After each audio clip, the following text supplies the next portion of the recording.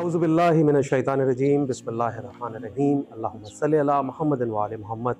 قائم T V Canada دیکھنے والے تمام ناظرین کو پروگرام قرآن اور علم سے سجاد شاہ جی کی طرف سے السلام علیکم۔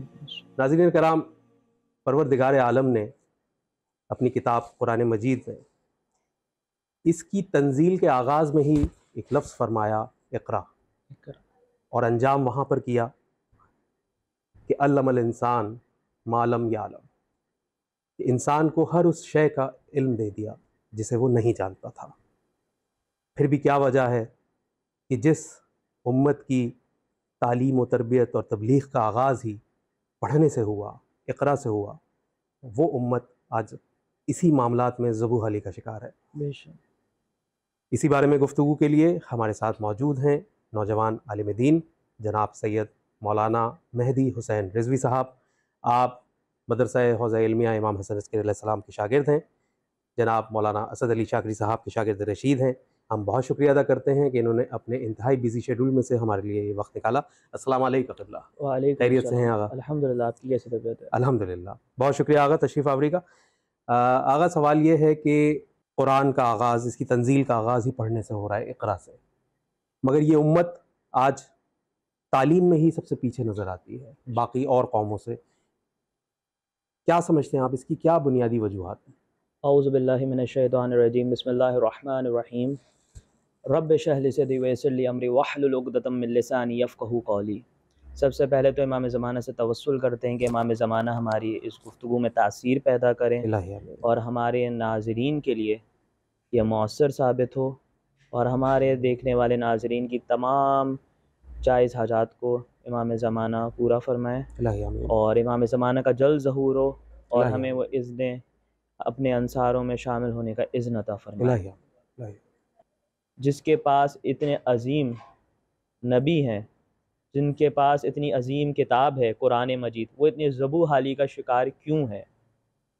تو سب سے پہلی وجہ تو ہے کہ ہمیں معرفت ہی نہیں ہے، کیونکہ بہت سے لوگوں کو قرآن فائدہ نہیں دیتا۔ اب اپنے ناظرین کے لیے تاریخ کا ایک واقعہ ہے کہ ایک آقا اور غلام رات کی تاریکی میں نماز شب کے قریب وقت مسجد کی جانب جا رہے تھے۔ جب وہ جا رہے تھے تو ایک مکان سے انہوں نے بڑی دل نشین پرکشش آواز میں قرآن کی تلاوت سنی۔ اچھا، تو جیسے ہی سنی تو غلام رک گیا، اور غلام رک کر اس تلاوت سے محظوظ ہونے لگا۔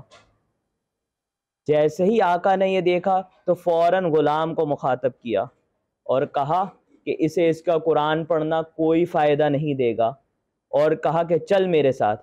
اب غلامی کا اصول ہی یہی ہے کہ جب آقا کہہ دے چلنے کا تو بنا سوچے سمجھے چل دیا جائے۔ اب وہ غلام اپنے آقا کے پیچھے ہو لیا۔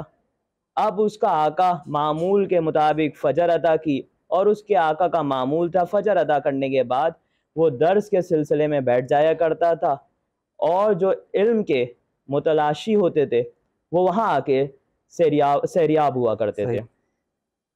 تو جب غلام نے دیکھا کہ آقا ابھی مصروف ہیں تو فوراً ہی اس نے پیچھے قدم لیے اور اسی مکان پہ جا کھڑا ہوا۔ اب دیکھا تو وہاں سے ایک سفید ریش والا اتر رہا تھا اس مکان سے، تو فوراً غلام نے مخاطب کیا، کہا کہ یہ تو ہی یہ قرآن کی تلاوت فرما رہا تھا؟ کہہ رہے ہاں۔ اس نے کہا ہاں، تو کہا کہ ذرا یہ بتا کہ تو جانتا ہے کہ اللہ کون ہے؟ کہنے لگا کیسا تو سوال کر رہا ہے؟ میں رات کے اس پہر میں قرآن کی تلاوت کر رہا ہوں، تو مجھ سے یہ پوچھتا ہے؟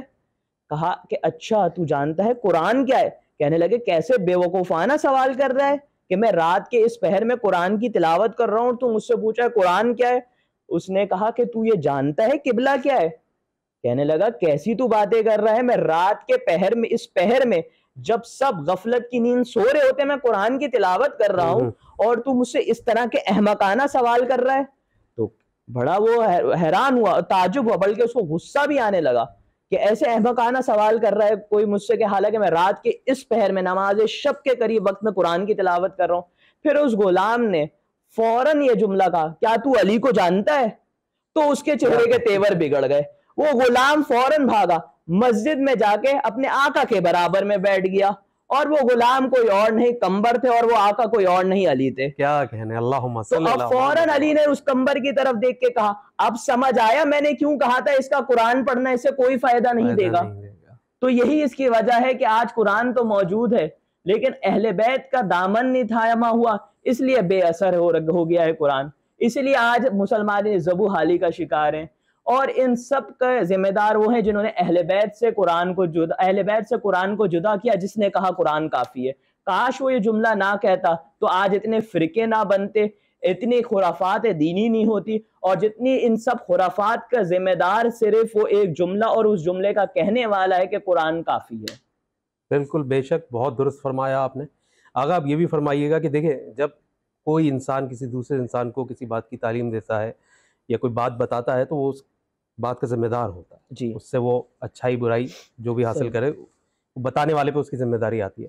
تو مفسرین اور مترجمین کے اوپر کتنی ذمہ داری آتی ہے, کیونکہ ان کا کیا ہوا ترجمہ اور تفسیر وہ تو ظاہر ہے پھر وہ امت کے لیے, عوام الناس کے لیے ہے. جی تو ان پہ کتنی ذمہ داری ہوتی ہے کبھی قرآن کا ترجمہ یا تفسیر لکھتے ہیں؟ اگر آپ تفسیر نمونہ کا مقدمہ پڑھیں آیت اللہ مکارم شرازی کے لکھے ہوئے, تو اس میں وہ لکھتے ہیں تفسیر کا معنی یہ ہے کہ چہرے پر سے نقاب ہٹانا. اچھا, قرآن تو واضح ہے, قرآن کے چہرے پہ سے کوئی نقاب نہیں ہٹانی, صحیح, بلکہ ہم نے اپنی عقلوں سے وہ اس نقاب کو ہٹانا ہے. کیا کہنے, تو واہ واہ, مفسر کا کام یہ ہے کہ ٹھیک ہے, کلام اہل بیت کو ایک جگہ جمع کر کے عام انسان کے لیے سہل بنائے تاکہ وہ اس کے مطالب کو سمجھ سکے, کیونکہ ہر کسی کے پاس اتنا وقت نہیں ہے کہ وہ تحقیق کرے, وہ بالکل صرف صحیح, و نحو سیکھے, اور بالکل نہ صحیح, ہی ہر کسی بندے کے اندر اتنی اہلیت ہے کہ وہ اتنا دقیق ہو سکے. ہر کسی, جیسے آج بھی ہے کہ ہر بندہ میتھس نہیں پڑھ سکتا, ہر بندہ سائنس نہیں پڑھ سکتا. صحیح, تو اس کا مطلب یہ نہیں کہ میتھس بہت ہی مشکل کوئی ہو گئی, یا اس کو پڑھنے کے لیے کوئی الگ ذہن چاہیے, یا کوئی اس کے لیے بڑا ہی کچھ الگ کسی کا آئی کیو ہو تو وہ پڑھ سکے.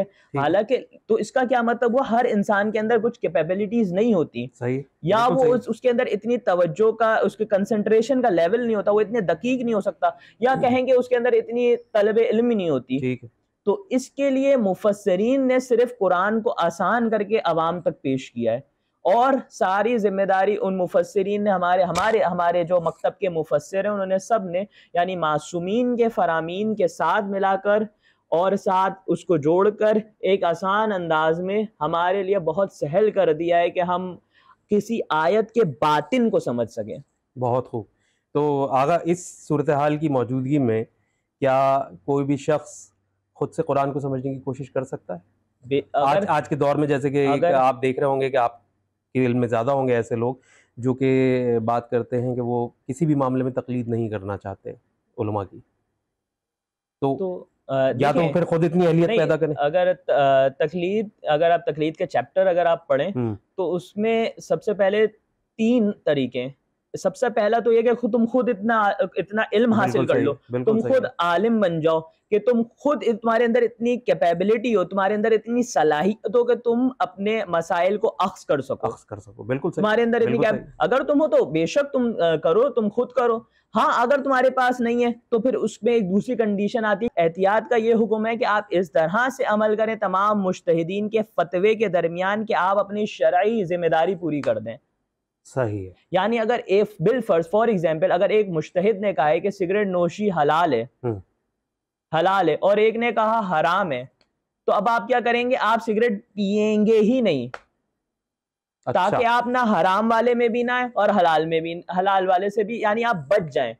تو احتیاط میں اس طرح سے عمل ہوتا ہے کہ آپ آپ کے لیے کوئی ایک وسیع آپ کا مطالعہ ہو کہ آپ کو تمام مجتہدین کے فتاوے آپ کی نظر میں ہو, اور آپ اس طرح سے عمل کریں کہ آپ اپنی شرعی ذمہ داری کو پورا کر دیں, آپ کسی حرام کے مرتکب نہ ہوں. اگر کوئی شخص ہے بالفرض کہ وہ تمام مجتہدین کے فتاووں کو نہیں دیکھتا, وہ کسی ایک عالم دین کے اوپر بھروسہ کرتا ہے, بڑے مجتہد کے اوپر, اور ان کے اوپر عمل کرتا ہے, ان کے حکم کے اوپر. تیسرا کیونکہ اس کے لیے ایک وسیع مطالعہ چاہیے, یہ اس میں بھی تقریباً یہ عالم ہی کر سکتا ہے کسی احتیاط پہ عمل, یہ عام بندہ کر ہی نہیں سکتا. صحیح.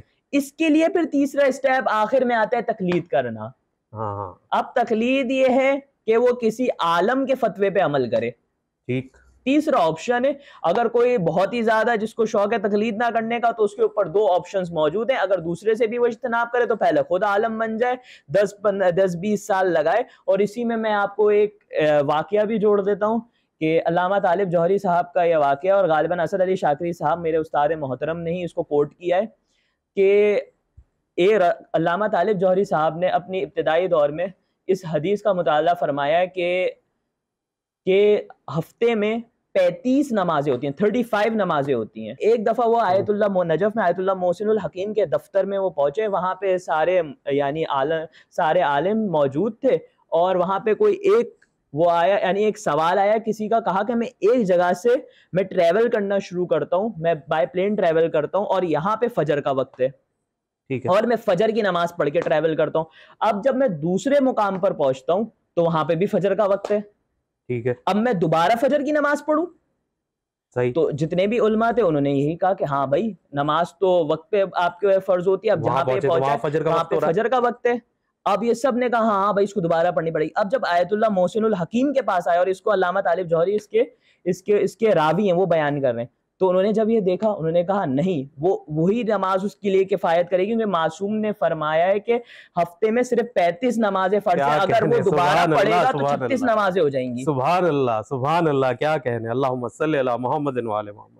تو اتنا دقیق ذہن ہو، اتنے دقیق ذہن ہے کہ وہ اتنا دقیق سوچ سکے، اس کی علت کو سمجھ سکے، اگر وہ سمجھ سکتے ہیں تو بے شک وہ خود عمل کریں، خود ان حدیث پہ عمل کریں۔ جب یہاں پہ اتنے بڑے بڑے علماء، علامہ طالب جوہری صاحب کہہ رہے ہیں کہ میں اس حدیث کا معنی نہیں سمجھ پایا کہ دراصل اس کا اصل معنی کیا ہے، تو کہہ رہے اتنے سال کے بعد جا کے جب ایک سوال پیش آیا تو مجھے پتا چلا معصوم نے یہ کہا، معصوم کی کیا حکمت تھی اس بات کے پیچھے۔ بات کو بہت خوب، سبحان اللہ سبحان اللہ، آقا بہت خوبصورت بات کری آپ نے۔ اچھا آقا، اسی میں اب یہ بھی رہنمائی فرمائیے کہ ہمارے ہاں ابھی ایک بہت زیادہ ٹرینڈ چل گیا ہے، خاص کر کے ہمارے ہاں کے شیعوں میں، تفسیر بالرائے۔ تفسیر بالرائے، وہ تفسیر بالرائے میں کیا ہو رہا ہے کہ ہر شخص اپنی مرضی سے آیت کے کچھ معنی سمجھ رہا ہے، اور پھر اس کو وہ عام بھی کر رہا ہے جہاں تک اس کی رسائی ہے، جتنی گیدرنگ میں جس جگہ پہ۔ یہ تفسیر بالرائے کی ویسے ہی ممانعت ہے، تو اس کی ممانعت کیوں ہے؟ اور جو لوگ ایسا کر رہے ہیں تو ظاہر ہے ان کی رائے دوسروں تک بھی پہنچ رہی ہے، تو یہ کیسا عمل ہے؟ اس عمل کو آپ کیسے دیکھتے ہیں؟ اس کا بھی یعنی بنیادی جو یہ جہاں سے عمل شروع ہے وہ قرآن کافی ہے سے شروع ہوا۔ جب آپ نے کہا قرآن کافی ہے تو جس کے پاس قرآن کی آیت پہنچی اس نے اپنے مطابق، اپنی عقل و فہم کے مطابق اس کی ترجمہ کیا، اس کو سمجھنے کی کوشش کری۔ اسی لیے رسول اللہ نے دو چیزیں چھوڑی، قرآن اور اہل بیت۔ اہل بیت کے بنا قرآن نامکمل ہے۔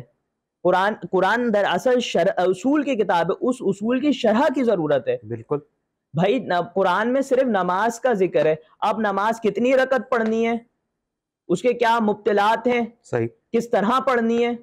اب اگر قرآن کافی ہے اور قرآن کافی ہے تو پھر آپ بتائیں کس طرح قرآن کافی ہے۔ روزہ کا ذکر ہے، روزے کی تفصیلات کہاں ہیں قرآن میں؟ کہاں سے قرآن کافی ہوا؟ زکوٰۃ کا ذکر ہے، زکوٰۃ کی تفصیلات کہاں ہیں قرآن میں؟ حج کا تذکرہ ہے، حج کی کہاں ہے تفصیلات؟